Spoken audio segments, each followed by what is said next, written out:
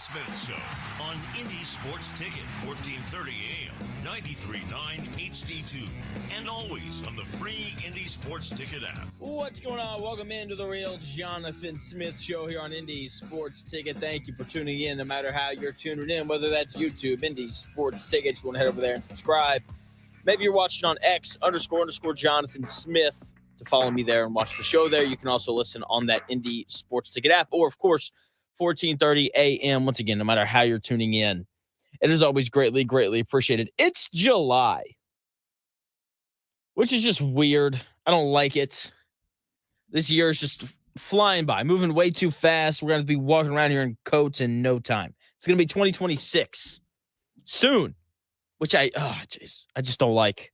I just don't like. The year is more than halfway over, and that's not a fun thing to think about. But it is the first of the month, and I know later on today during the Dan Dockett Show, Dan and I are going to talk about this a little bit. On the first of the month, we tell you who we think is going to be the Indianapolis Colts starting quarterback. And every month that we've done this, I have picked Anthony Richardson, and I no longer think that.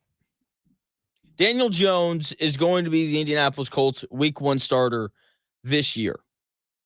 And the reason why I changed my mind on this, and I reserve the right to change my mind again,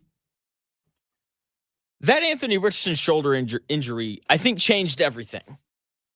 I think it went from a quarterback competition where I figured that they would heavily favor the number 4 overall pick, Anthony Richardson, because usually the number 4 overall pick gets every benefit of the doubt because no one wants to be wrong about a guy that they take that high in the NFL draft. And I think it's very easy to gloss over things that happened, over a year ago. For example, all of the Anthony Richardson injuries.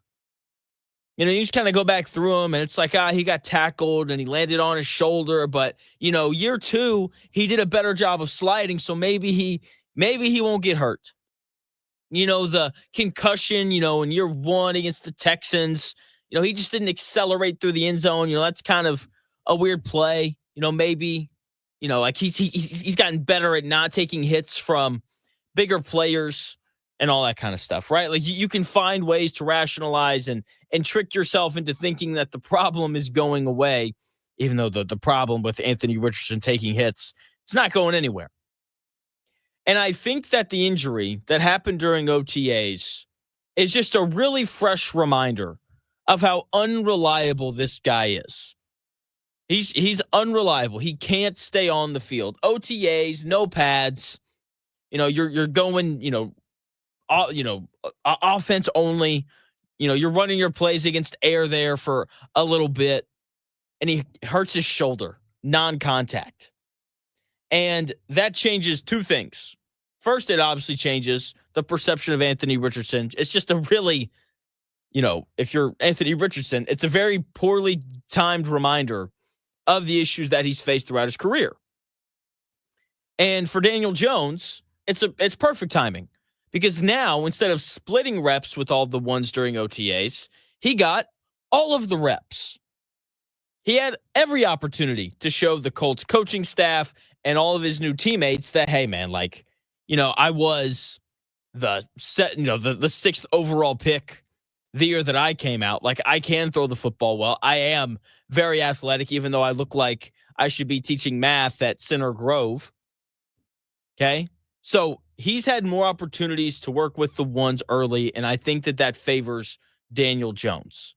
The other reason why I think that this is going to be a Daniel Jones-led football team Week 1 is because Colts head coach Shane Steichen said that they are going to go with the more consistent of the 2 quarterbacks.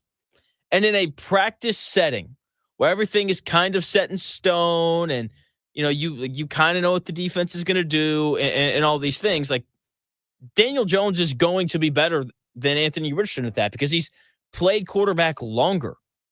He is going to be the more consistent of the 2 starting quarterbacks, or of the 2 potential starting quarterbacks when training camp gets started.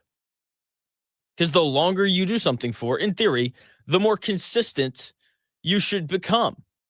And when you look at Anthony Richardson, he hasn't had enough snaps to become this consistent player who can consistently read a defense and knows where the ball is supposed to go, before it's even snapped. Now, Daniel Jones hasn't reached that level either because he's just not very good, but he's further along in that process than Anthony Richardson is. Anthony Richardson probably got better in the offseason. He probably did. He's probably more accurate. His footwork's probably better. He's probably not sailing the ball over players' heads that are 4 yards down the field. He's probably not doing that as often as he was last year because he did have a full offseason to go down to Florida and to train and to work hard and to get better and do all those things. But I doubt that the improvement was enough for him to become a starting caliber NFL quarterback. Because it would be one thing if the issue with Anthony Richardson was just the accuracy. Like if we were sitting at home, and if they were going into meetings after games and saying, you know what, Anthony, this is the right read, right? Like that guy was open, but you overthrew him or you underthrew him or whatever. That wasn't the only issue. The issue wasn't just the accuracy. The decision-making was problematic as well. And look, man, you can go down to Florida. You can throw 1,000 passes a day with crisp, awesome footwork, and that's really cool.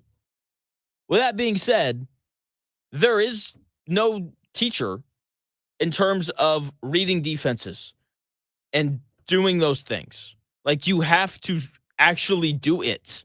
Like, you have to get under center and look out at the 11 guys on the opposite side of the line of scrimmage. And you have to, learn by actually doing that. And like that is something that he probably wasn't able to work on as much as he needed to in the offseason.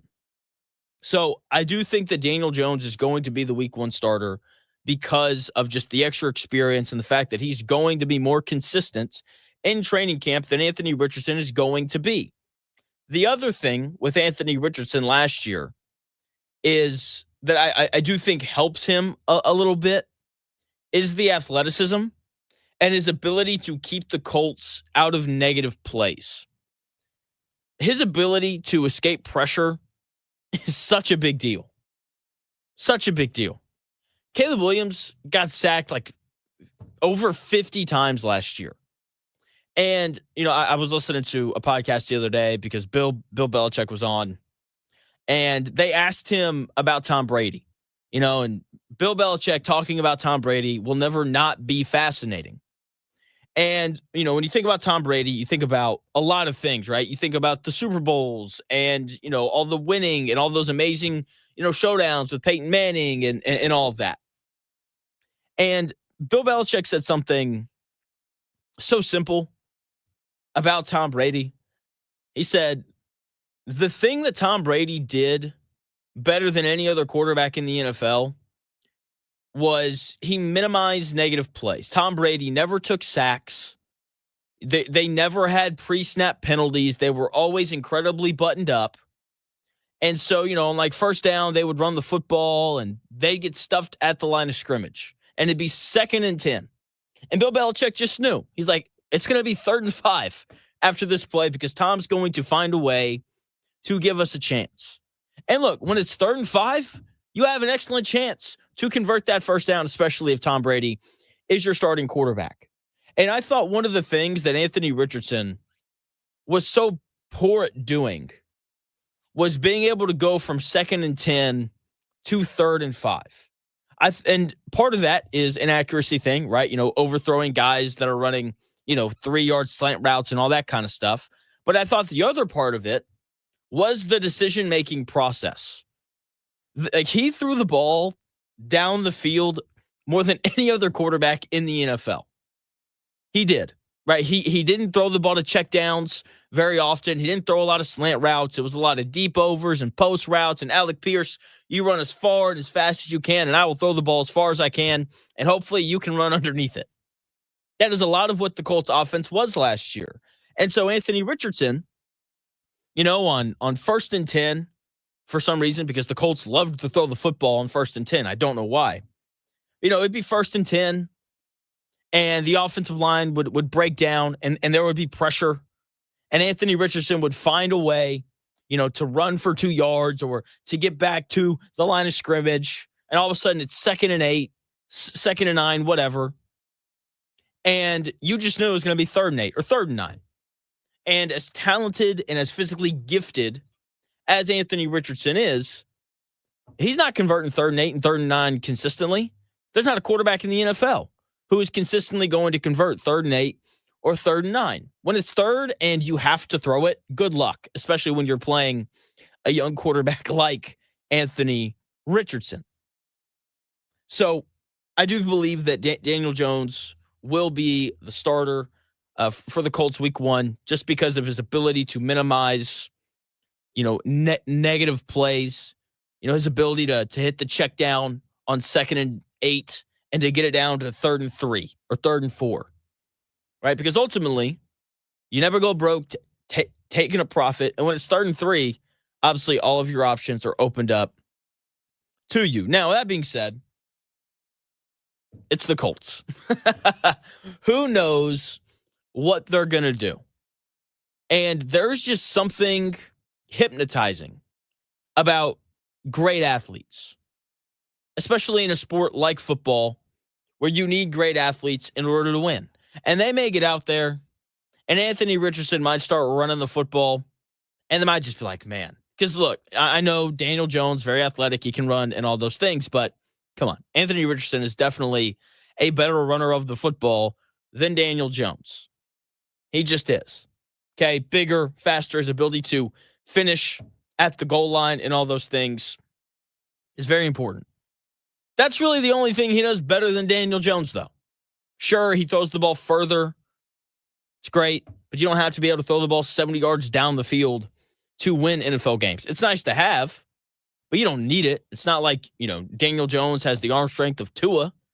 He can still push it down the field if he needs to. The issue is getting him to do that. But Daniel Jones is better at everything else. Okay? He's more accurate. He reads defenses better. He throws it to the check down a little more often than I would like. But if the quarterback battle in camp is really going to be decided on who is more consistent, once again, that's what Shane Steichen said. This isn't me projecting. This isn't me assuming. Okay, this is what Shane Steichen said. He said that the quarterback competition in training camp would be decided by the quarterback that was more consistent. And if it's about consistency, then I don't know how Daniel Jones doesn't win this quarterback battle. Because I like Anthony Richardson. Very, very talented, still young, 22 years old or whatever. Right? He's still got time to grow and to improve and all those things, but I don't think one off season is going to be enough for Anthony Richardson to all of a sudden become like a super consistent thrower of the football and a guy who consistently reads defenses the right way or, correctly. Anthony Richardson does 2 things consistently. He runs the ball well. Every time he takes off to run, there is a little bit of magic there, right? There is this idea of like, ooh, man, like, if he can just get by that linebacker, then he's off to the races. And let's kind of see how it goes from there. And that's a very exciting aspect of the way that he plays. The other thing that he does consistently is he gets hurt, which has already happened this year. And sadly, when you run the ball a lot, like you're probably going to get hurt a little bit more. And I think that the Colts are in a year where like they kind of have to win because Shane Steichen knows that his job is on the line and Chris Ballard knows that his job is on the line. You have to go with the guy who's just a little more seasoned, even if he's not as dynamic. And I know that when the NFL season rolls around, it's going to be like 3rd and 7 with, 2 minutes left to go in the game. And instead of pushing the ball down the field, Daniel Jones is going to throw the ball to Jonathan Taylor out in the flat, and they're going to pick up like 3 yards. And I'm going to come on here on Monday and be like, you have to throw the ball past the sticks in those spots. And Anthony Richardson definitely would have thrown the ball past the sticks in those spots and all that kind of stuff. But that's not what the Colts are looking for. They're looking for consistency. And Daniel Jones is going to be the more consistent of the two quarterbacks. He's going to be. And, we're going to sit back and we're going to watch Daniel Jones have this, 66% completion percentage or whatever it's going to be. And people who love completion percentage are going to rant and rave about Daniel Jones and the accuracy and how consistent he is and all this kind of stuff. Meanwhile, Colts are probably going to go like 8-9, 7-10, somewhere around there. So we'll see how it goes. Breaking news: Shai Gilgeous-Alexander, league MVP, has agreed to a 4-year, $285 million Supermax extension. I'm doing the math on that right now because that's a lot of money. Yeah, he'll make $71.2 million a year once that extension kicks in. That's absurd. Jeez, that's absurd. Golly, could you imagine making $71 million a year? I couldn't. 70. Jeez. Oh, man. Why couldn't I have been like 6'4" and super athletic?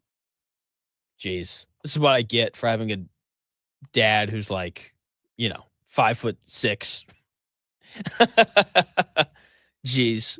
Yeah. Congrats to Shai. Jeez. 71 and a quarter. Jeez. $71.2 million a year is just absurd. Absurd. Anyway, Anthony Richardson or Daniel Jones, that is the quarterback battle going on right now. And I was thinking about it last night because I now think that Daniel Jones is going to be the week 1 starter. I asked myself a very simple question: who has the most to gain from this quarterback change? And I think that the answer is relatively obvious. I'm going to tell you who it is when we come back here in about 4 minutes.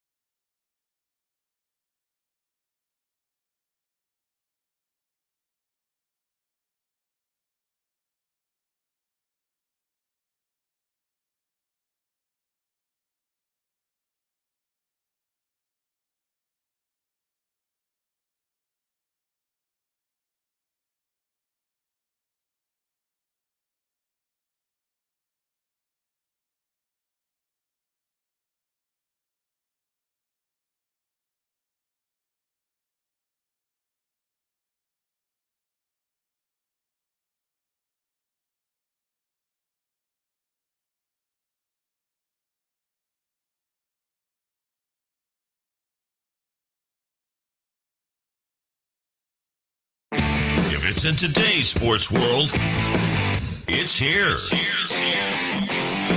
The real Jonathan Smith Show on Indy Sports Ticket 1430 AM, 93.9 HD2, and always on the free Indy Sports Ticket app. Welcome back to the real Jonathan Smith Show here on Indy's Sports Ticket. Thank you for tuning in, no matter how you're tuning in, whether that's YouTube, Indy's Sports Ticket. Phone, head over there and subscribe. Maybe you're watching on X __ Jonathan Smith to watch the show there. You can also listen on that Indy's Sports Ticket app, which you can download wherever you get your apps, and of course 1430 AM as well. Now, Colts quarterback competition in training camp is about to get started here in about 20 days. July 21st, I believe, is the start of the Indianapolis Colts training camp, and all eyes are going to be on, like two guys, Daniel Jones and Anthony Richardson, as they battle it out to see who the starting quarterback is going to be this next season. And I think they're going to make the switch. I think that the starter is going to be Daniel Jones, just more consistent. Colts need to win this year. And, we'll kind of see how things go. But because I think that they're going to make the switch, I asked myself a pretty simple question last night. Who has the most to gain if they go from Anthony Richardson to Daniel Jones as the starting quarterback? And the answer to that question is definitely Michael Pittman Jr. Definitely Michael Pittman Jr. Okay? If the Colts make the switch and Daniel Jones becomes the starting quarterback, Michael Pittman Jr. will be a guy who catches 100 balls again and has over 1,000 receiving yards given Daniel Jones plays all year.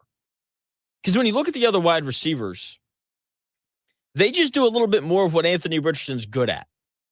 Josh Downs is a guy who's either going to run like a very short drag route or he's going to go deep and he's going to make a play down the field. Adonai Mitchell and Alec Pierce, their biggest strengths are their ability to stretch the field. Alec Pierce is a guy who does a really good job making contested catches, winning jump balls, doing those things. A.D. Mitchell, same thing. Okay? And Michael Pittman Jr. is an intermediate part of the field guy. He's going to run really good routes, and he's going to separate at the top, and he's going to kind of work the middle of the field. Anthony Richardson, that just wasn't his strength. Like when you go back and you look at the best games that Michael Pittman Jr. played last year, it was the games that Anthony Richardson did not play in. Or it was the games where Anthony Richardson got hurt early, and then Joe Flacco had to come in. That was the reality of it. And so if Daniel Jones gets promoted this year and he ends up being the starter, expect a big year, or I guess a normal year from Michael Pittman Jr. Going to catch somewhere around 100 balls, and he's going to have probably somewhere around 1,000 yards receiving if Daniel Jones is the starter for the season. Obviously, he has to win the job first, but I do think that he'll benefit the most. And I think that the people that'll benefit the least is the offensive line. Look, this Colts offensive line is not very good. It is not good.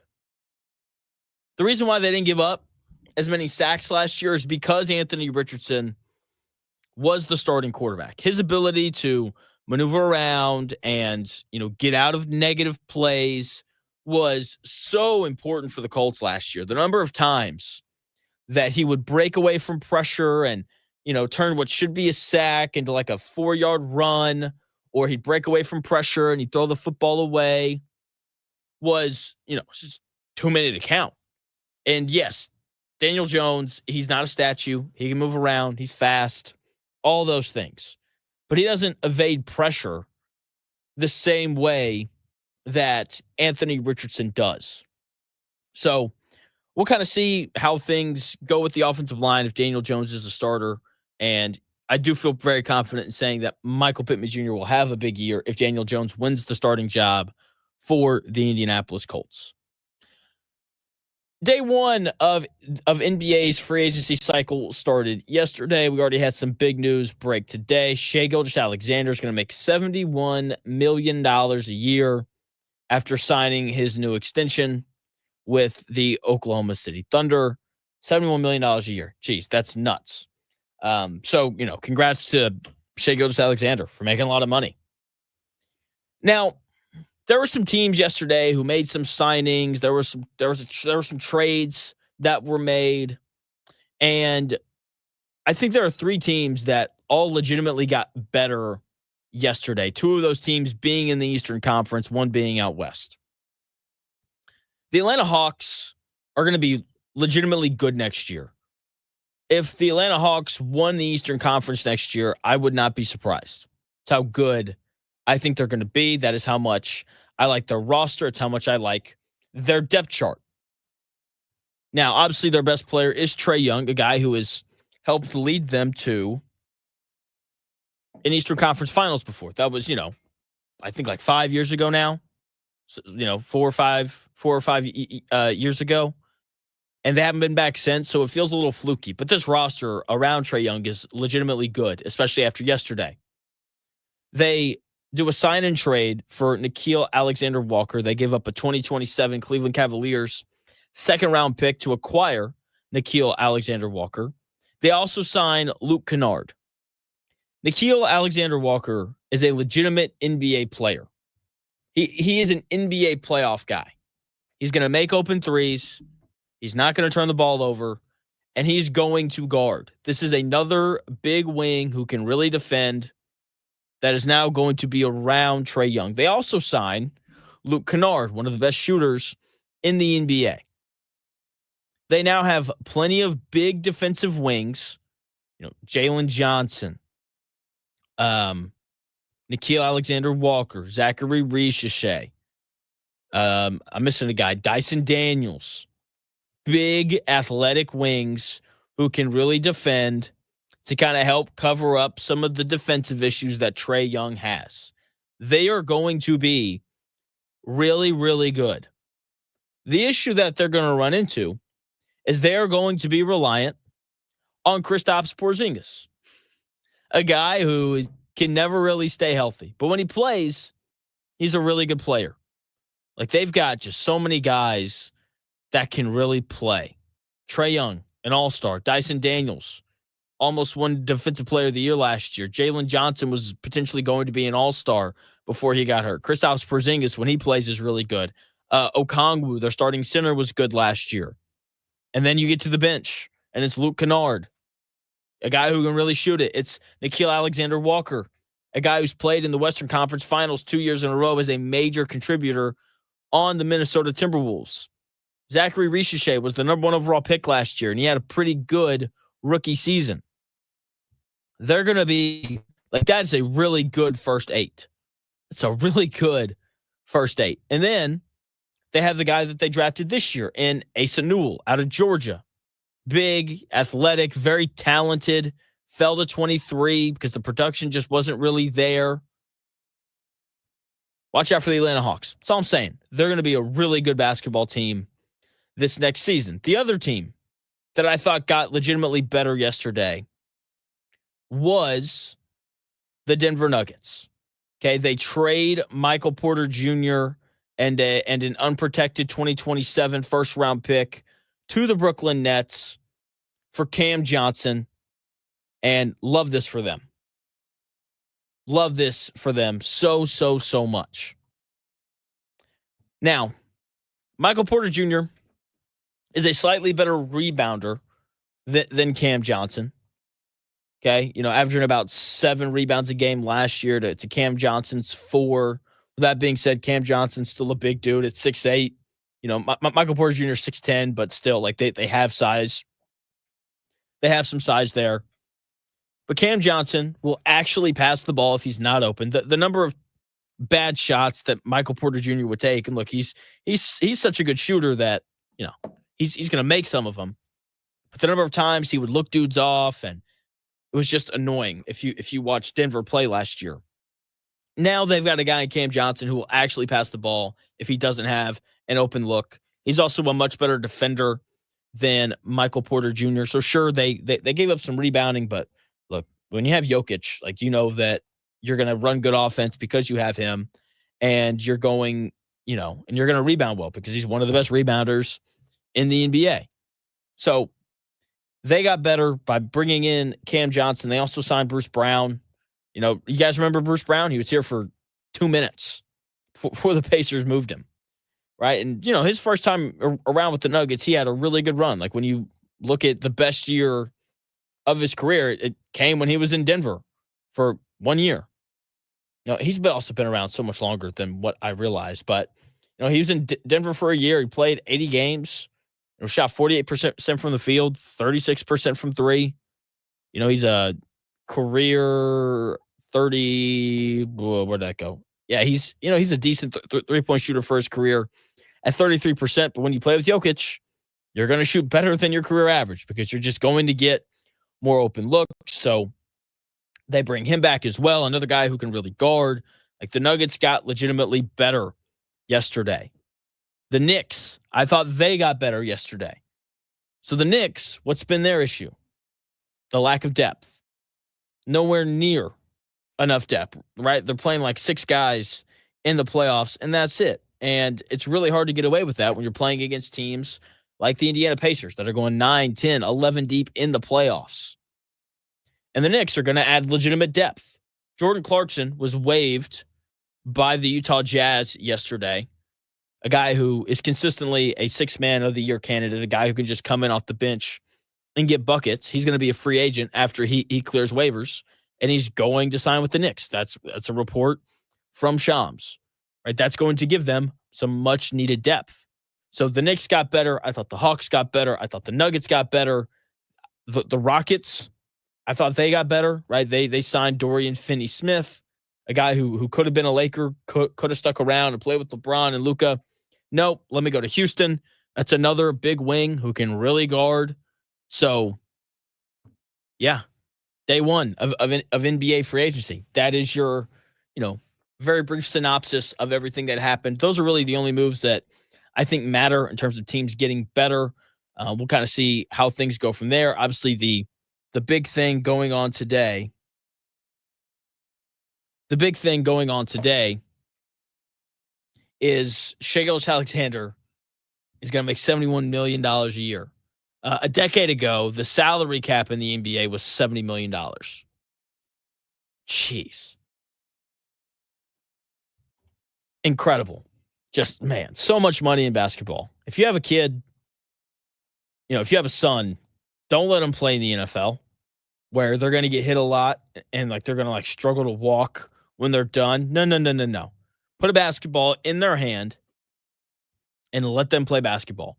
Because if you're a halfway decent NBA player, you're going to make more money playing in the NBA than you are in the NFL. $70 million a year for Shai Gilgeous-Alexander is just absurd.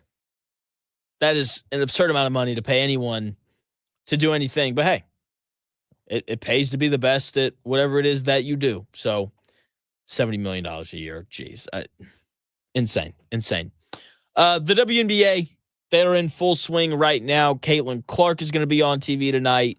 So the WNBA is about to do something really dumb, but they're also doing something really smart. It's two very separate things, but we have to highlight what the WNBA is doing well, but also the dumb thing that they're doing. We're going to do that when we come back here in about 4 minutes.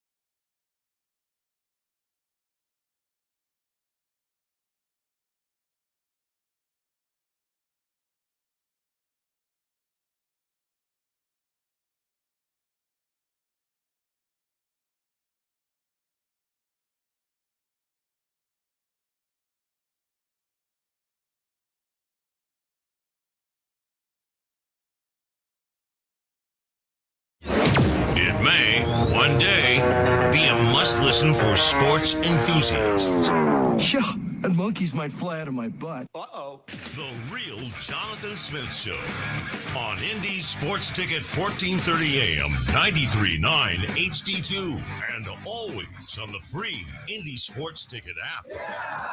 Welcome back to the Real Jonathan Smith Show here on Indy Sports Ticket. Thank you for tuning in, no matter how you're tuning in, whether that's YouTube, Indy Sports Ticket, if you're head over there and subscribe. Maybe you're watching on X, __ Jonathan Smith to follow me and watch the show there. You can also listen on that Indy Sports Ticket app or on 1430 AM driving around in your car. No matter how you're listening, it's always greatly appreciated. Indiana officially released their non-conference schedule at 10 a.m. this morning. Can't believe I missed that.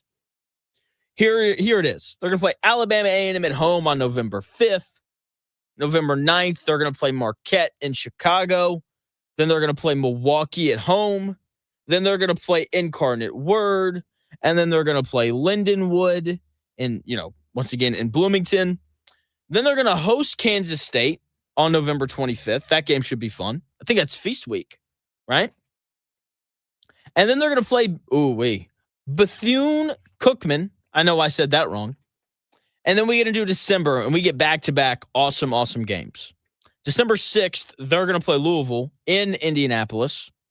And then December 13th, they're going to play Kentucky in Lexington. That game should be a lot of fun to watch as well.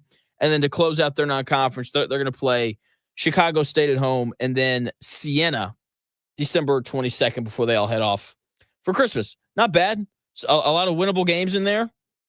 We'll see. We'll see how talented. We're going to find out if this team's good pretty quickly because I expect for Marquette to be good. I expect for Louisville to be good. And I expect for Kentucky to be good. If they go 2-1 in those three games, Kansas State should be pretty solid as well. They can go, 2-2 in those four games. I think we're going to feel pretty good about the Hoosiers heading into Big Ten play and about to start to the Darian DeVries era. I really like that he's not shying away. He's just like, you know what? Like, let's just play good teams immediately. Okay, I'm confident in my ability to bring in new guys who can really play. So I appreciate that this isn't, we're going to play South Carolina and, lose 3 games in the Bahamas and then come home and play a bunch of cupcakes. No, I'm glad to see Coach DeVries scheduling some tough games early on in his tenure as the head coach at Indiana.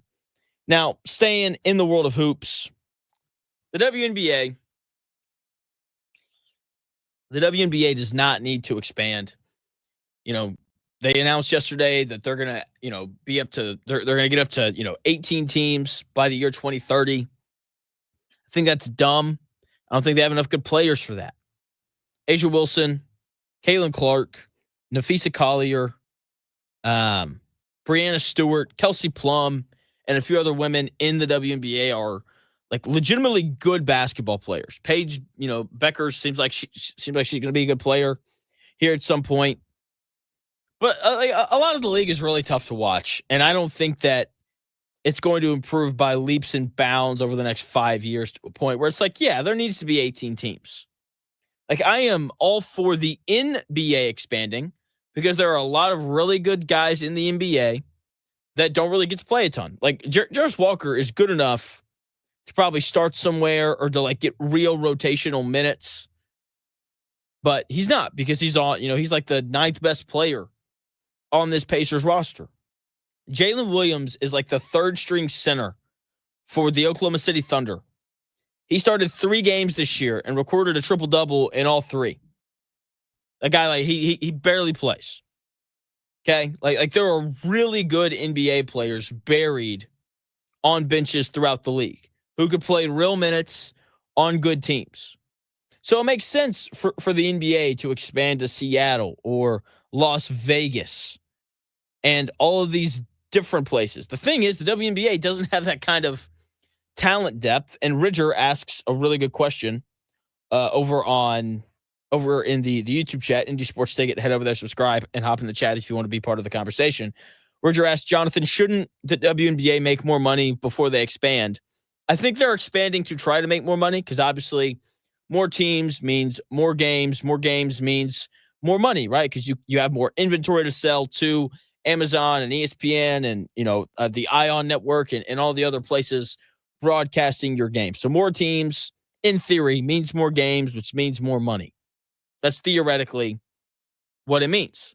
Okay, and plus, the owners always want to expand because whenever you expand and you add a franchise, all these owners get nice big checks. Okay, it's the expansion fee, right? And they all get a nice big number with a lot of zeros on it. So that's why leagues expand, because owners are greedy. But in the WNBA, the lack of talent is you can't ignore it. Players like Sydney Colson of the Fever, who plays 15 minutes a night and averages about 2.7 points per game. Players like her are going to be starting when the league gets to 18 teams in 2030. Like, that's simply not a good product. Like, when you look at the WNBA right now, there's like 4 teams that are like legitimately good. The Liberty are really good. The Fever, like, that's a really good basketball team. Not the Aces this year. They've kind of taken a bit of a step back. They've had some different players leave, and so that's kind of slowed down how good of a team they are. The Lynx in Minnesota, they're 14-2. Like, that's a legitimately good basketball team. And then you have the New York, the Phoenix Mercury. Like, that's another legitimately good basketball team that when you sit back and you watch, you're like, yeah, that's a legitimately good team. And then there's like 3 or 4 teams, where you're like, yeah, like, they're not bad. The Dream started off really well. They're like, 1-5 in their last 6 now. And, the Seattle Storm started off really well, but they're, kind of stumbling here as of late. And then the Valkyries are like, okay, that's the expansion team from this year. Right. And then you got just 5 terrible teams. Like the Connecticut Sun are terrible. Los Angeles Sparks are no good. The Dallas Wings aren't very good. The Chicago Sky aren't very good. And so on. So when you have, expansion and you add teams, you end up with more bad teams. You do, because, when you do your expansion draft and you're plucking teams off of the Fever and off of the Aces and off of the Liberty, you're pulling good players from your better teams, and your product ends up getting worse. So they should not expand under any situation.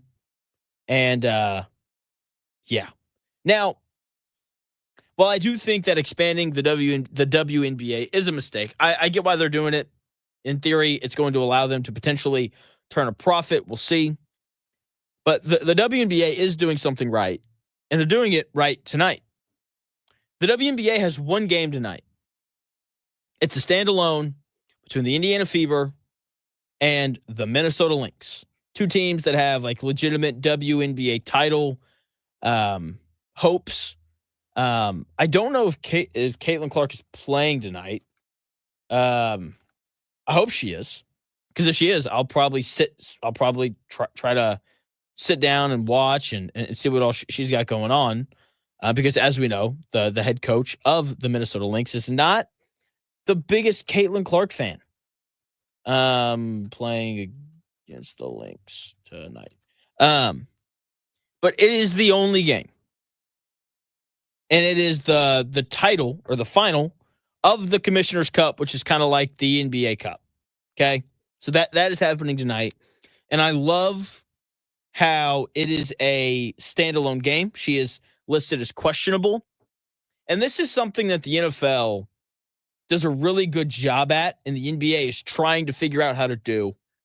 And the NBA is doing a really good job of tonight. Every weekend is an event during the fall because of football. That Saturday night, ESPN's got the game of the week, and you're carving out time, and that for, those 3.5 hours that college football game is going on, it is an event, and you're calling your buddies, and they're coming over, and you're drinking moondrops, and you got food going, and it's a blast. It's a really good time. It's an event. It's something that you look forward to. And then Thursday night, that you have Thursday night football. It is a standalone game, and there's good players, and you're going to be tuned into it because it is a standalone thing, and the NFL does a really good job of making it feel like an event. And then at 1 o'clock on Sunday, what do? All of the lesser games are played, right? That's when you have your Dolphins versus Colts. That's when you have your, Titans versus Jaguars. That like all the lesser games are played at 1. And then at 4:05, later on in the day, you have your, Fox NFL National Game of the Week or whatever. And it's the Rams versus the Cowboys, or it's the Eagles and the Commanders, or whatever it ends up being. Like, it is a big-time marquee football game. So at 4 o'clock, there's 4 games usually being played, but there's one that is like nationally televised, and then the other 3 are locally televised, right? And it's a big deal, and it is an event. And then what do you get after that? You get Sunday Night Football. It's like, hey, here is the best game of the weekend. NBC only does 1 game a week, and they wanted this one. It's a big deal. It's Tirico, and it's Collinsworth, and it's Tony Dungy at halftime, and it's a big deal. It's the only game on, prime time. And then guess what? They do it again on Monday night. It's like, hey, 1 game, Monday Night Football. Colts 49ers, week 16. It's a big deal. It's an event. Okay? And like, events grab people's attentions. We like big events here in America. We like things that feel big. And standalone football games always feel big. And the WNBA is doing the exact thing tonight with their Commissioner Cup final. The Minnesota Lynx, Nafisa Collier, taking on the Indiana Fever and Caitlin Clark, your 2 leading vote getters or recipients in terms of the All-Star voting, facing off tonight on Amazon Prime. Tune in and watch. These are 2 of the best players in our league playing for a trophy. It feels like a big deal. Now, if Caitlin Clark doesn't play, then people will not tune in. But according to this Sporting News article that I am currently reading, she is questionable to play tonight. And hopefully she gets to play. She practiced with the team on Sunday, right? Which, that is usually an indicator that she is moving in the right direction. Hopefully she just rested up yesterday. She's had that groin injury. But if she plays, a lot of people are going to watch. Because what else are you going to watch tonight? What, you going to watch Major League Baseball? It's like game 84. Like, sure, like there's going to be some good games on tonight. Like, don't get me wrong. Like you got the Guardians playing the Cubs tonight, 8 o'clock, TBS. Like, I'll probably flip over to it and pay attention. But like, let's just be really honest. Like, do you want to watch that, or do you want to watch Caitlin Clark and one of the other really good players in the WNBA face off for a trophy? And then there's the added drama of, the Minnesota Lynx head coach not liking Caitlin Clark. It feels like an event. And that is a big deal because we like events here in America. It's why football dominates the way that it does. Every big game feels like an event.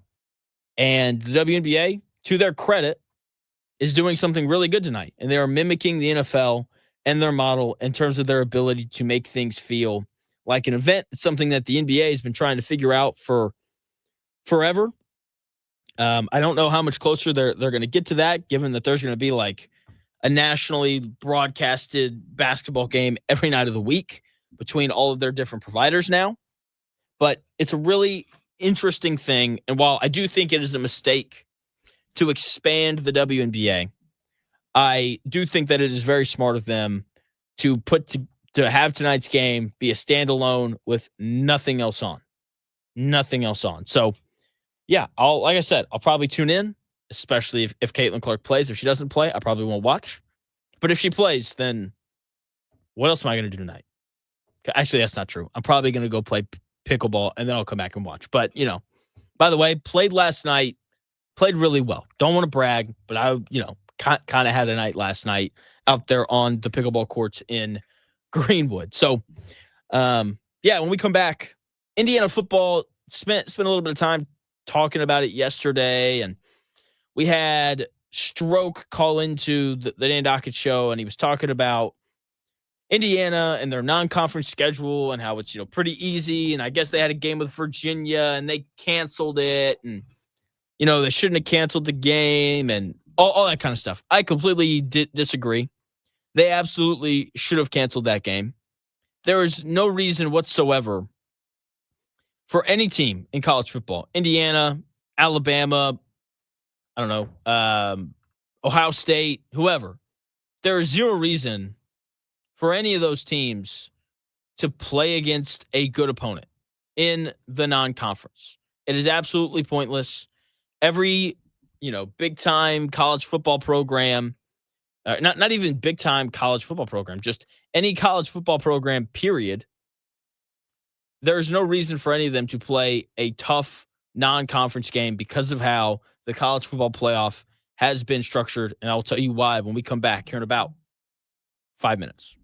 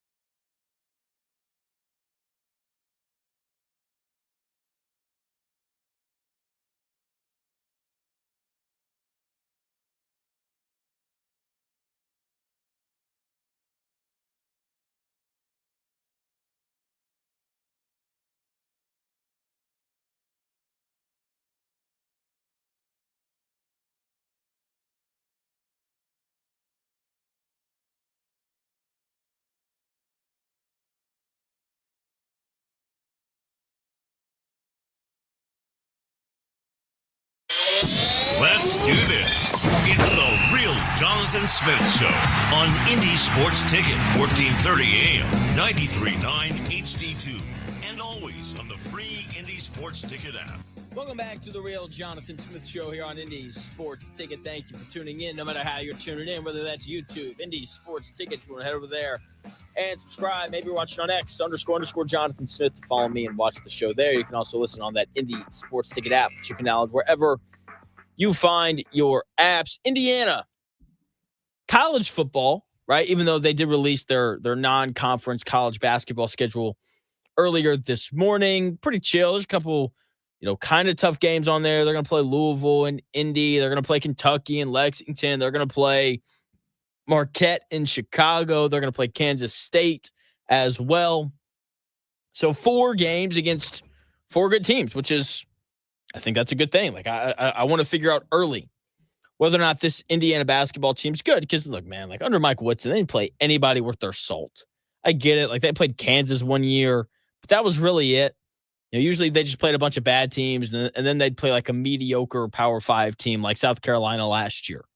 Okay, so, yeah. So I do appreciate Coach DeVries playing some real games in the non-conference this year.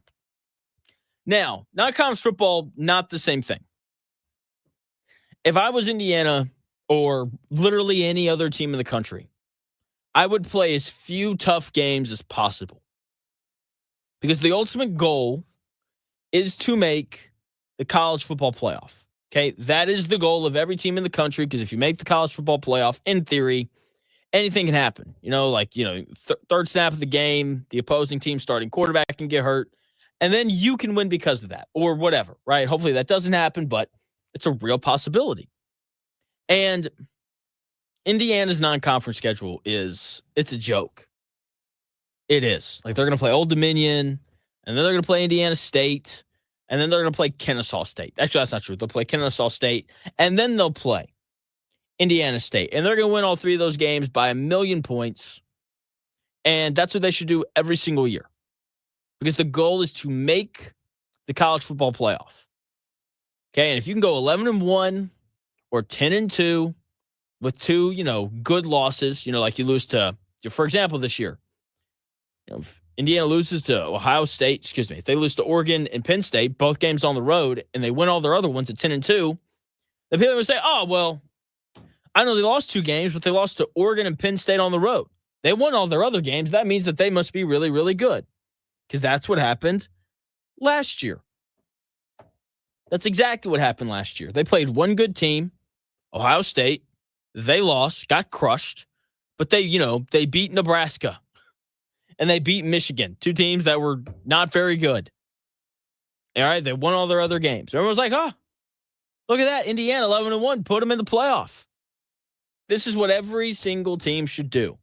They should play 0 tough non-conference games, because the College Football Playoff Committee has incentivized everyone to play easy games, because they're just going to rank based off record. This is what they've done every year, it seems like.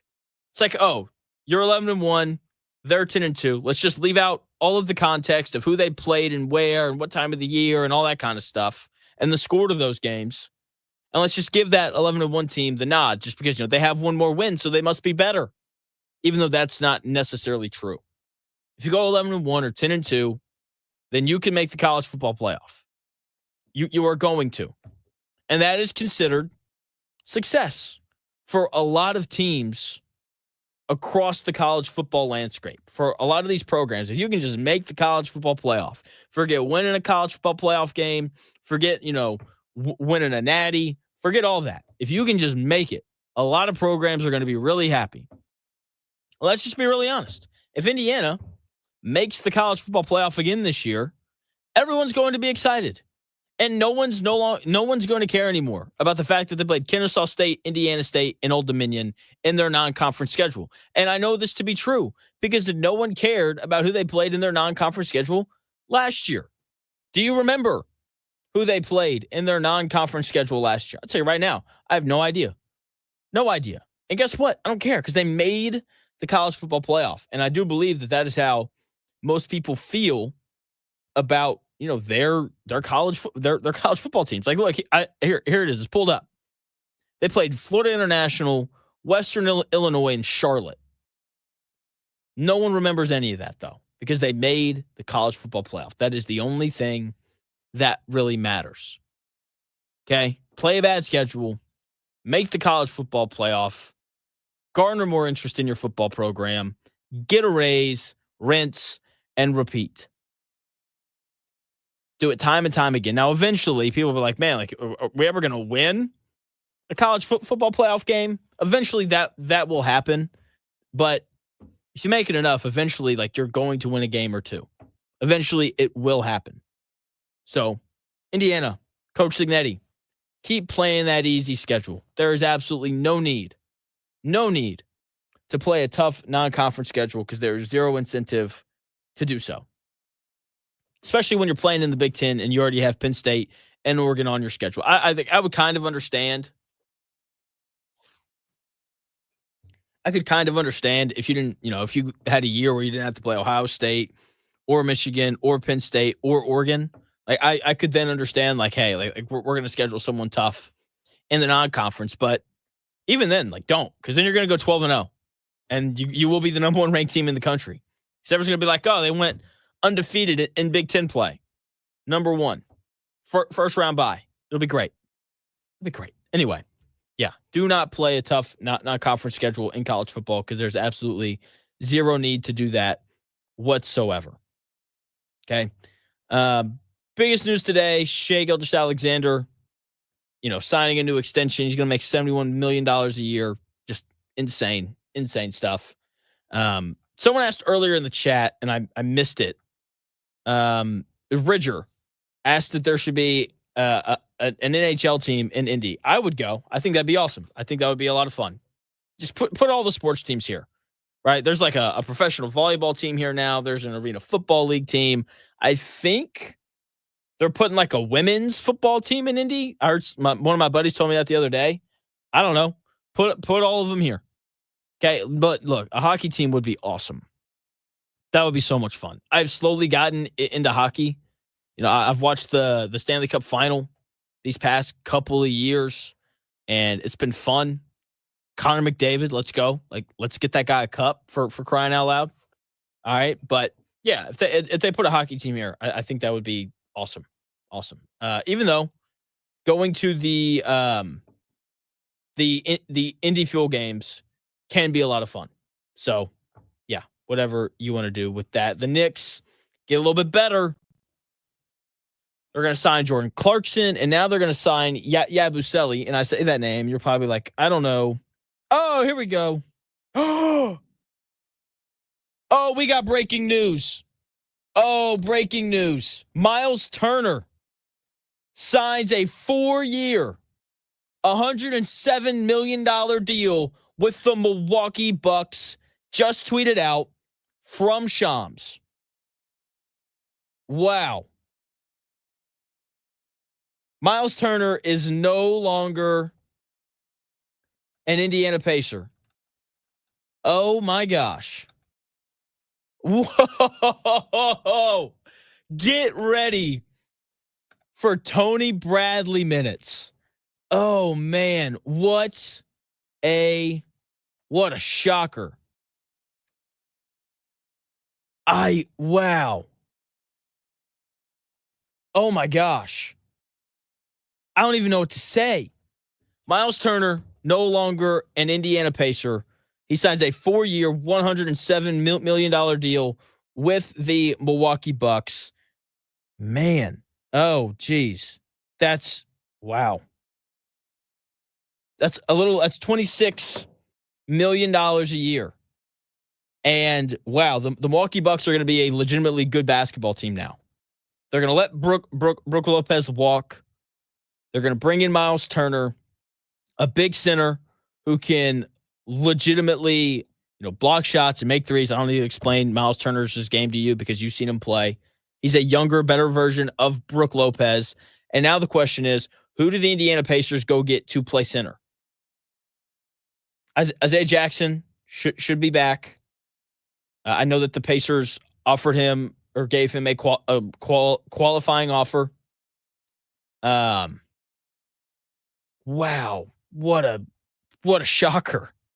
If you go to their depth chart right now, the center position is looking very slim. Isaiah Jackson, who should be back. Tony Bradley.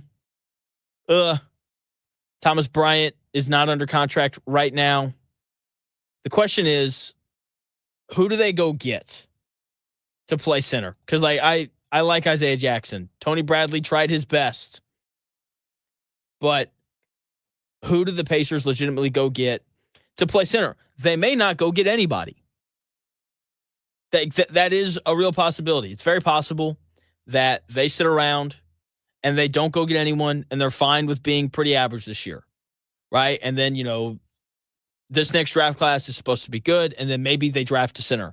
That is a real possibility because I just there's really no one else out there for you to go get to play center that, would be like a legitimate game changer to a point where you're like, yeah, like that guy makes us better. Oh, man. Yeah, so he's going to make about $26 million a year or about $27 million a year. That is, most definitely something that they could have matched if they wanted to. That number actually probably keeps them under that first apron because they're about $27 million shy of it. But let's see. Here's who all is still out there who the Pacers could go get. They could go get Brook Lopez. He hasn't signed a deal yet. He's a cheaper guy who does some of the stuff that Miles Turner does. He can kind of protect the rim. He can step out and shoot it. Tough dude, right? Who's got a little bit of stuff around the bucket to him. Al Horford is an unrestricted free agent. I would be very surprised, though, if he didn't leave. I'd be surprised if he left Boston. Seems like he likes it there. Mo Wagner I believe he's available. I know it was a team option. I'm not too sure if they let go of him or not. Oh my gosh. Jeez. Who else? Nope. He got re-signed.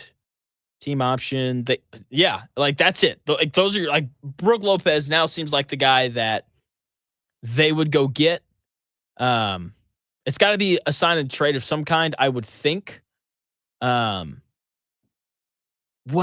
And this answers a question that people have had. Is Giannis going to stay in Milwaukee? He's going to stay now.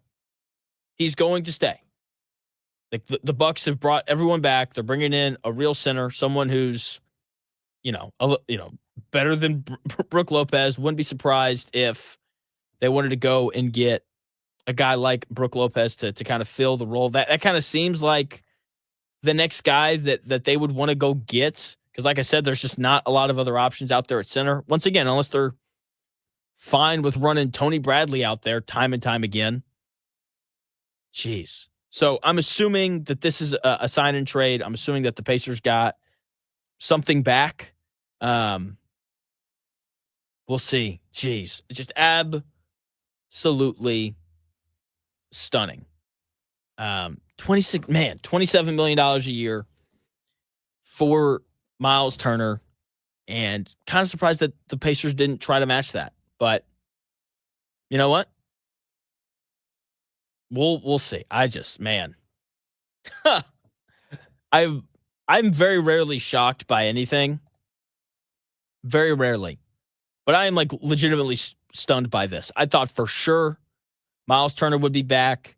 He'd make somewhere around $30 million a year, which, $26,750,000 a year, close enough. But he's in Milwaukee and he's in the division. This adds to that Pacers and Bucks rivalry. This is going to drive me crazy. Having to watch, Roswell saying that the Pacers should trade for Khalil Ware. Miami Heat, they are not giving up Khalil Ware. They wouldn't give Khalil Ware up for Kevin Durant. So I highly doubt that the Pacers have anything that they'd be willing to give Khalil Ware up for. Okay. But Brook Lopez is now, Brook Lopez is. It seems like that's going to be the guy, right? He should. He's going to come in cheaper than Miles Turner. This, by the way, they're going to stay under the tax or under the first apron now, which is what they should do because they're not going to win a title this year. Okay, so that's a big deal. They'll hold on to Obi Toppin. They'll hold on to Mathurin and Walker and all of those other guys. And this is where the fact that the Pacers just made the finals really comes into play because you can't question what Chad Buchanan and Kevin Pritchard are doing because they just put together an awesome basketball team. I know I've been more pro Miles Turner than everybody else, it seems like, because I like centers who can step out and shoot the three and block shots and do those things. That being said, he was not good in the NBA Finals. He really struggled. He missed a lot of open shots. Defensively, he was okay. I thought he did a good job defending Chet. But, this is definitely a position that they can upgrade at. I don't know who that upgrade's going to be. But as I said, Kevin Pritchard and Chad Buchanan can do whatever they want to right now because they just put together a team that went to the NBA Finals, went 7 games, and had a real chance to win it before their best player got hurt. So we'll see what they do to kind of fill that issue at center because, Isaiah Jackson, like I said, I like him. Tony Bradley's I don't really like. I would like it if Tony Bradley was not the backup center all year this year. But as I said, you kind of have to trust Kevin Pritchard and Chad Buchanan and everything else that they've got going on. So we'll see. We'll see. Miles Turner. Wow. Signed by the Bucks. Ken Sterling called it. Kind of. When we come back here in about 4 minutes, I'm going to try to collect my thoughts and give you something a little more insightful than just, wow, I'm shocked. When we come back here in about 4 minutes.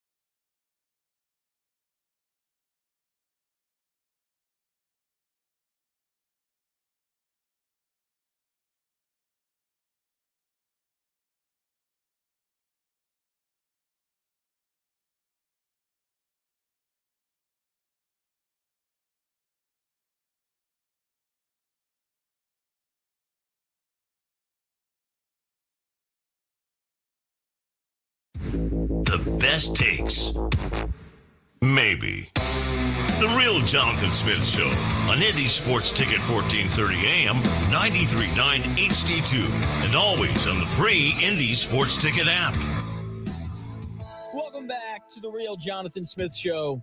Thank you for tuning in, no matter how you're tuning in, whether that's YouTube, Indy Sports Ticket. If you head over there and subscribe, maybe watch it on X __ Jonathan Smith. You can also listen via that Indy Sports Ticket app, which you can download wherever you find your apps. Breaking news broke in the last segment.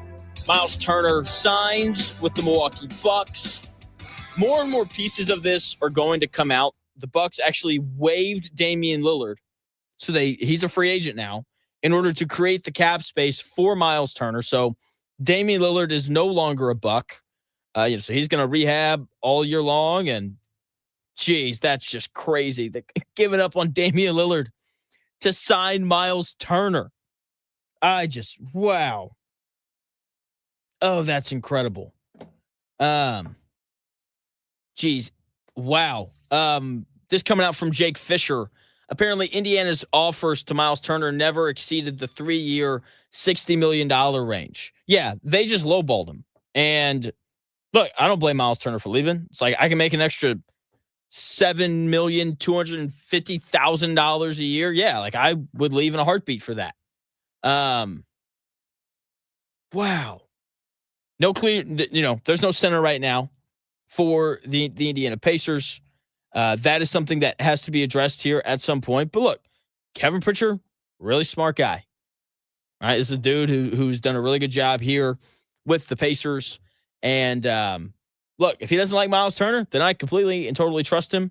That NBA Finals series, he had an opportunity to, make money. He had an opportunity to solidify himself as a center that was worthy of, $30 million a year. He had an opportunity to solidify himself as a Pacer for life. And let's just be honest, he wasn't very good in the NBA. He was bad in the NBA Finals, point blank, period. And throughout that series, we saw all of the things wrong with Miles Turner. Okay? He didn't rebound well enough. He didn't make open shots enough. He turned the ball over. He had a couple turnovers every game where you just sit there and you're just like, how do you turn that ball over? Like how do you not catch that? How do you not hold on to that basketball? And the Pacers saw all those mistakes, and we're like, you know what? We don't think you're worth $30 million a year. We think you're worth 20. And Miles Turner was like, no, I think I'm worth 30. And then the Bucks were like, we'll give you 27.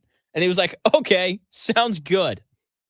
And so now he's going to go play for the Pacers' biggest rival, the Milwaukee Bucks. And so I am very intrigued to see what the Pacers do. I feel like there's something else that's going to come out about this. I feel like this would be a sign and trade and not just a straight up let Miles Turner walk thing. So I don't know who the Pacers would get back from the Bucks, but we'll see kind of what ends up happening with that. Pacers are they're going to be pretty active players now. Like they're going to have to go out. They're going to have to find a center. And, Brooke Lopez is still on the market. And so is DeAndre Ayton. And DeAndre Ayton actually makes a ton of sense now, I think, for the Indiana Pacers. He's going to be incredibly cheap because I don't think that there are many teams out there that are looking at DeAndre Ayton like, who we want? DeAndre Ayton. With that being said, I like DeAndre Ayton, but DeAndre Ayton, I do think makes sense for 1 year. Okay, like DeAndre Ayton makes sense for 1 year, because let's just be honest: no Miles Turner, no Tyrese Halliburton. Your team's like you're not going to compete for a chance to win the NBA Finals. Bring DeAndre Ayton in for a year. See if he can figure his stuff out because he's got some issues, right? He's better than Tony Bradley. He's going to be better than Isaiah Jackson. Big, athletic, can run the floor. He can do a lot of good things. Take him for a year. See if he can be better in the locker room. See if you can get that guy to show up and work hard and be about it. And if he is, then, you can offer him a longer term deal. We'll see kind of what happens from there. And yeah, but I do think that DeAndre Ayton now might be a guy that the Pacers go get. As I said earlier, we know that they like the talent because they offered him that contract in 2022. And then, yeah, man, that's just incredible. It's just absolutely incredible. The Bucks are going to be good now. Giannis, Miles Turner, they make an upgrade at the center position. So we'll see how things go. I still can't believe that Miles Turner is gone. Okay. So we'll see. Geez, that's incredible. Just incredible. Okay. So yeah, there's nothing else to really be said about it. If something else comes out about Miles Turner and him going to the Bucks, if this ended up being a sign and trade, which once again would make a lot of sense, trust me, I will be the first one to tell you about it. If the Pacers decide to go out and sign a center, promise you, I will be the first one to talk about it. I do think that DeAndre Ayton makes a lot of sense, though, for the Indiana Pacers on like a 1-year deal. Take a flyer on him. Let's see if he can finally figure it out a little bit and see where things go from there. Miles Turner signing with the Pacers' biggest rival, the Milwaukee Bucks. Now, oh, jeez. What a bomb. Anyway, Colts, who's going to be that week 1 starter? This is something that Dan does on his show at the start of every month, and we talk about it. So I figured I would talk about it a little bit here on my show as well. I do believe that Daniel Jones is going to be the Indianapolis Colts week 1 starter. Just because of that Anthony Richardson shoulder injury. And trust me, I know and understand that he's going to be, ready in time for training camp and all those things. But I think that injury for the Colts just kind of like factory, not factory resets, but it just reminds you of something really important. And it's the injury history of Anthony Richardson. And I think that shoulder injury changed the way that the Colts are looking at that competition of, this isn't really a real quarterback competition to, I think it's a legitimate one now. Like you go from this guy's the 4th overall pick. We got to give him every benefit of the doubt to, oh, wait, he got hurt just throwing the football around.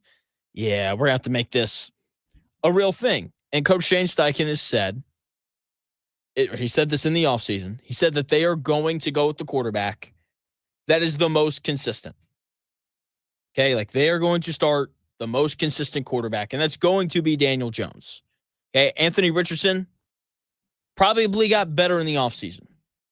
But I doubt that the improvement was so much so that he's now all of a sudden going to be a starting caliber NFL quarterback. Like he's still going to miss.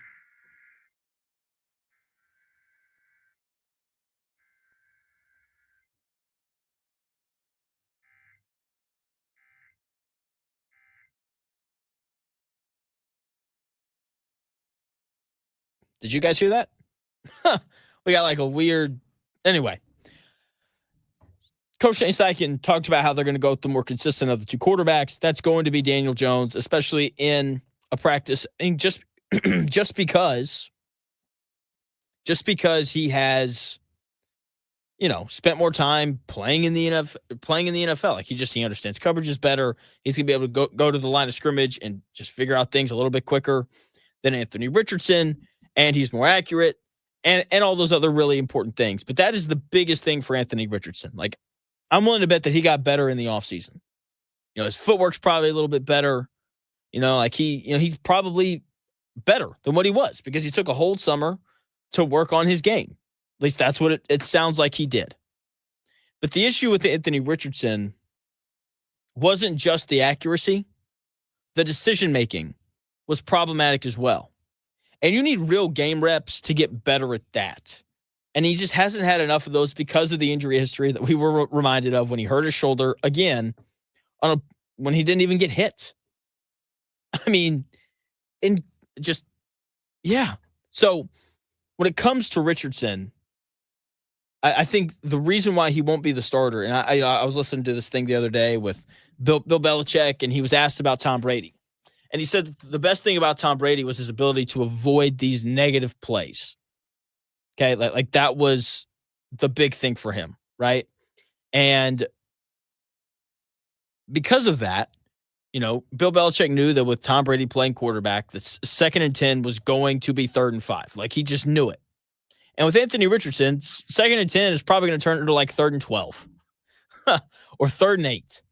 3rd and got to throw it. And with Daniel Jones, I think there's just a little bit more faith in his ability to throw the ball to the, Jonathan Taylor or, whoever else is in the flat, right? And to get them to 3rd and manageable when they have options to run it or throw it.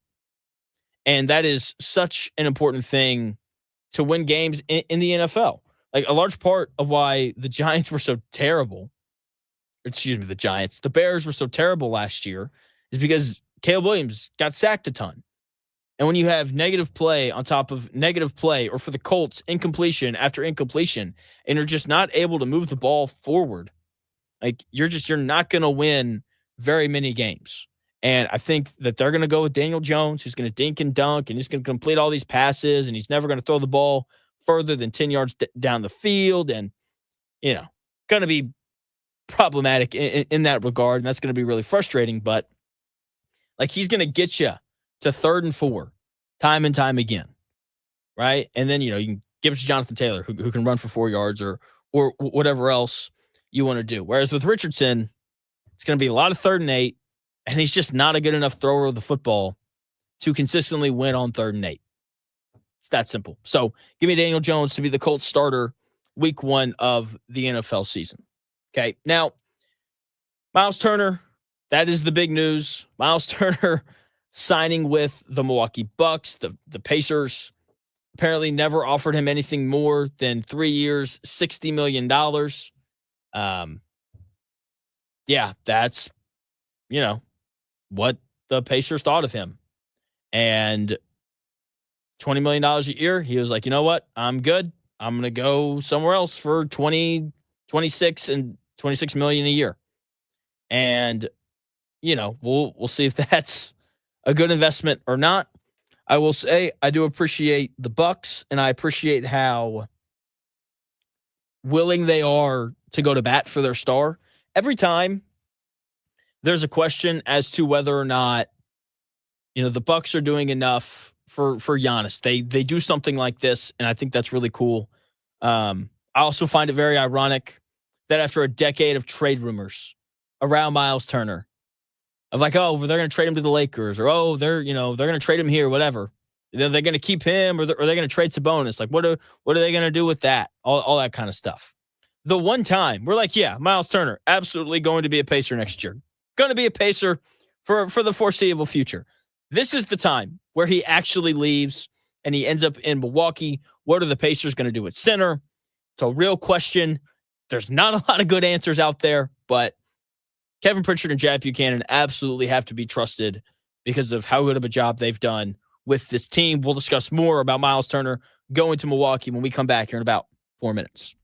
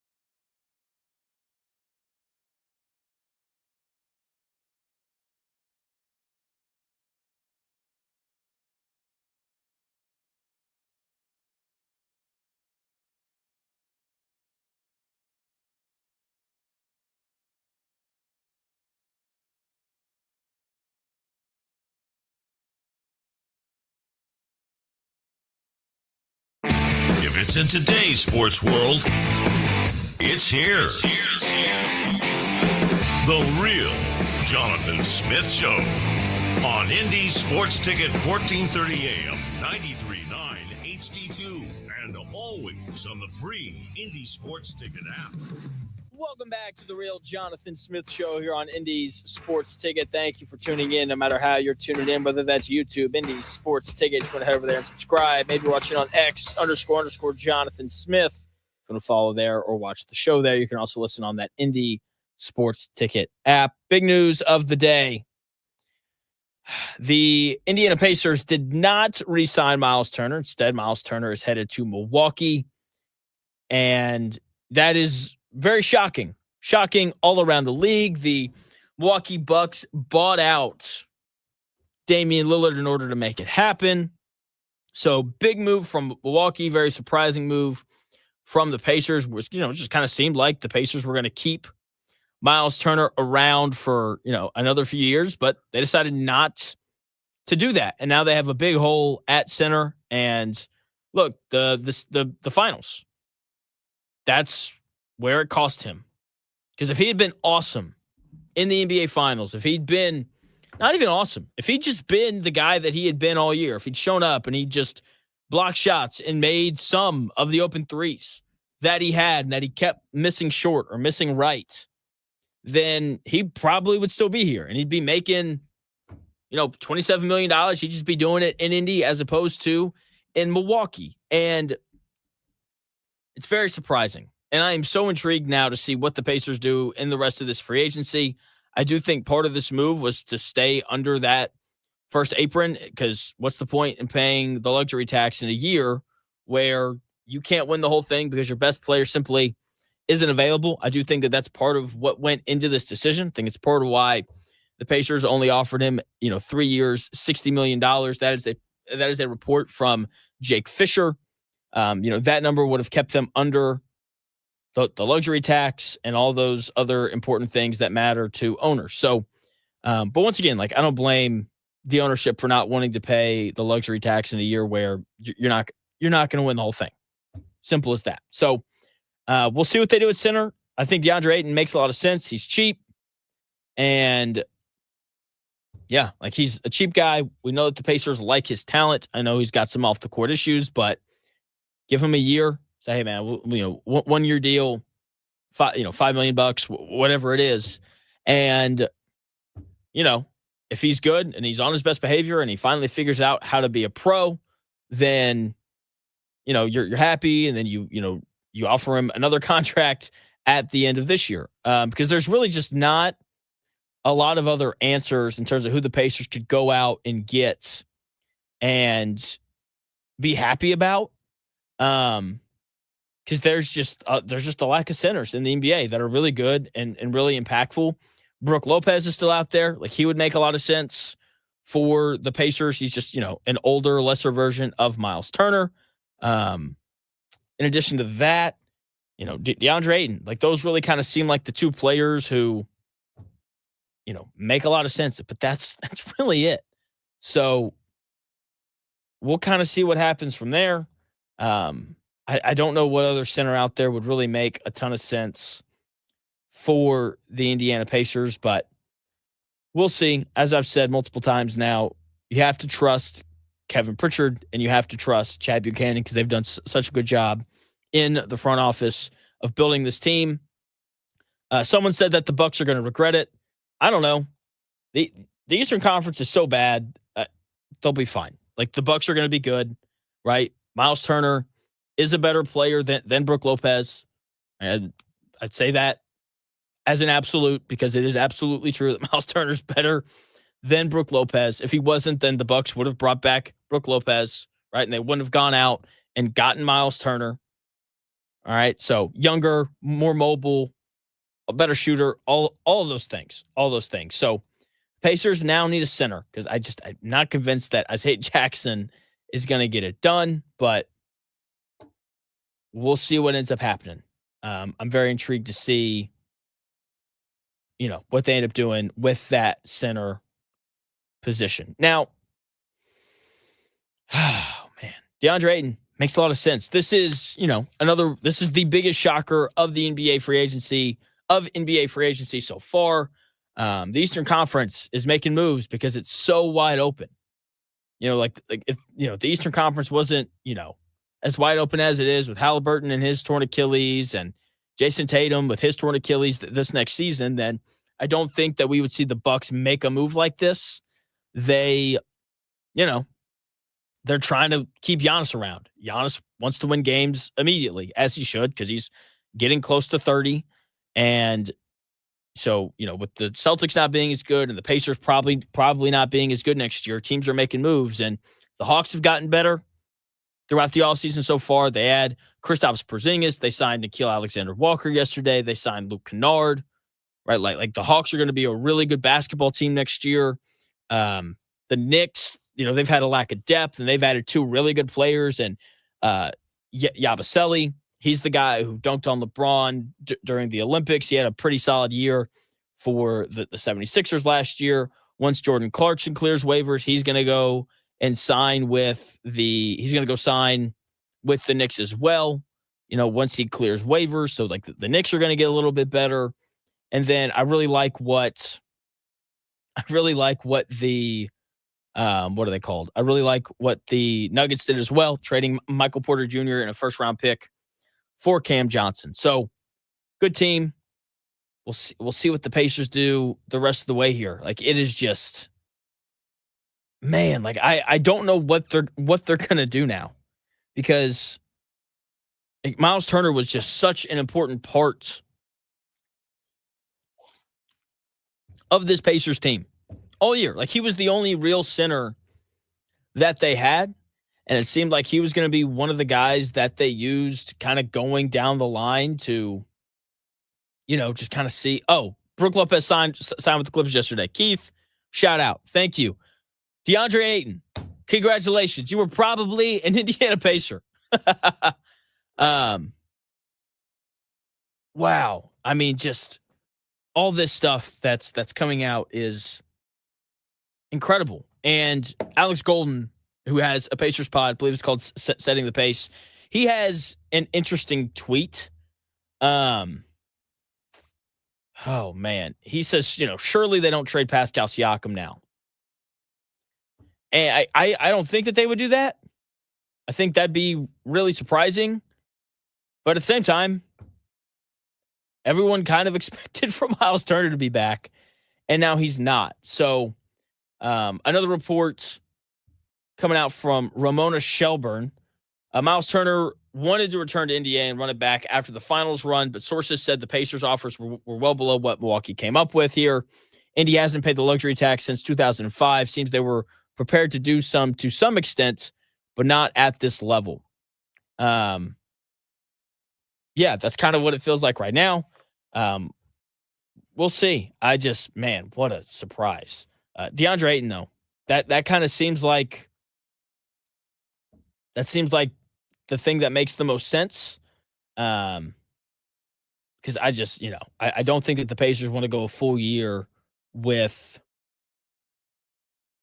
Isaiah Jackson and Tony Bradley as their two centers. But once again, Kevin Pritchard, he undoubtedly should not be questioned after the roster that he just put together that made a finals run. Yeah, so we'll see what they do. They could not do anything. Like that is a real option. They could just be fine to go into this next season with this team as their roster. Focus on the Jarris Walker development, focus on the Benedict Mathurin development, and kind of figure out what they have with the current roster before making any adjustments. Like, they may wait an offseason and go get a center either in the draft or in free agency next year, because they don't, like, let's just be honest, like they're not making the finals again this year. So there's really no hurry. We'll see what they do. I'm still really, really surprised at this, as I'm sure so many other people are. If Tyrese Halliburton's healthy, does this happen? I don't know.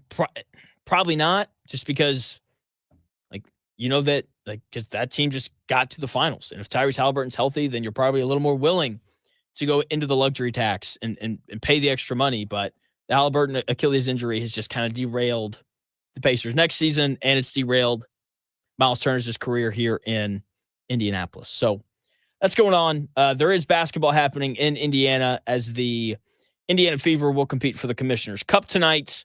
Amazon Prime has it. Should be a lot of fun. Caitlin Clark, last time I checked, she was listed as questionable for the game tonight. And, we'll see how that game goes. They're going to play against the Minnesota Lynx. Ridger with an excellent point over in the YouTube chat, Indy Sports Tickets. You want to head over there and subscribe. It makes Indiana hate Milwaukee that much more. That's the other thing about it. Like, if you want, I wouldn't call it glass half full. I love rivalries. I'm sure that you also love rivalries. It's one of the best parts of any sport. And the Bucks and the Pacers do not like each other. They do not like each other. And part of that has been, the Damian Lillard and Tyrese Halliburton stuff.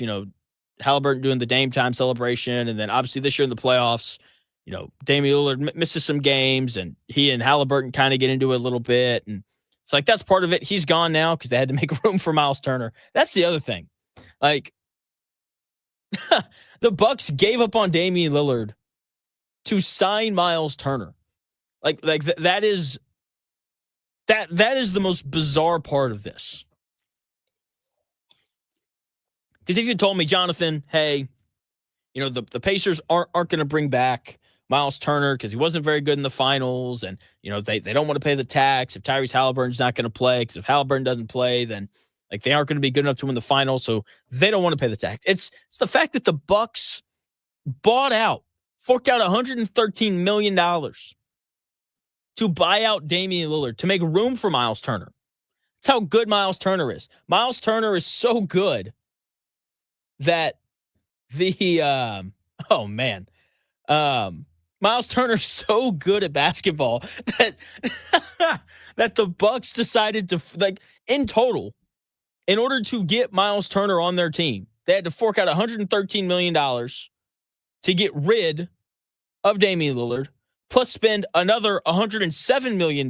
So that's what, $220 million to get Miles Turner on their roster. That's insane. That is an incredible, I like Miles Turner. I don't like Miles Turner that much. That is the most surprising part of all of this. They gave up on Damian Lillard in order to bring in Miles Turner. And, I'm so intrigued to see what they do. DeAndre Ayton makes a lot of sense, as I've said several times now. That is the guy that I think that the Pacers are going to go get.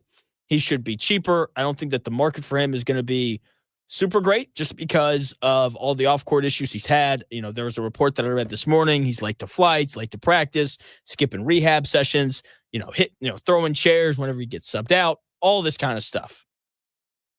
Sign him to a one-year deal. See if he can figure it out here. See if he can learn how to be a pro. And if he does, then, you've got a really talented center who was a former number 1 overall pick for a reason.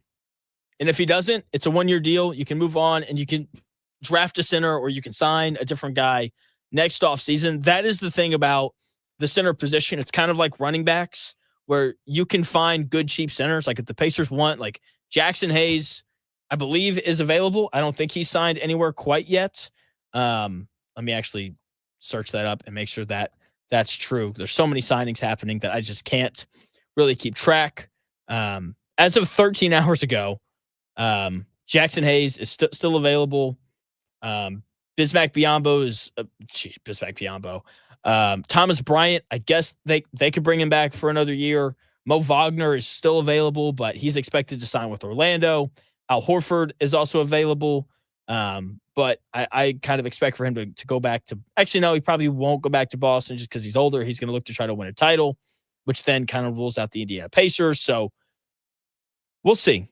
Pacers have a hole at center. They have shocked the basketball world along with the Milwaukee Bucks. And we'll see how it goes. We'll see what they do to kind of solve this issue. Once again, they may do nothing.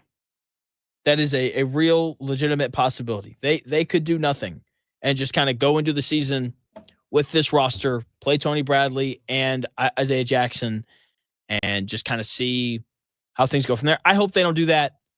But once again, I feel like they made this move to avoid having to pay the tax, and they don't have a ton of cap space left. So we'll see what they do. That's going to do it here on the Real Jonathan Smith Show. I'll probably have more thoughts on this tomorrow. Dan Dockage is going to have thoughts on it. His show starts at noon. Going to be a really fun show today, talking about Miles Turner and everything else going on with that. So thank you for taking the time out of your day to tune into the Real Jonathan Smith Show. If you're new and you hopped in because of the Miles Turner stuff, I'm back tomorrow, 10 to noon. We're live here every day from 10 to noon, so make sure you follow. If you're over on YouTube, subscribe, and I'll be back tomorrow from 10 to noon with more thoughts on Miles Turner and the rest of NBA free agency and anything else that happens. So I'll talk to you tomorrow, 10 to noon. The Dan Dockage Show comes your way next.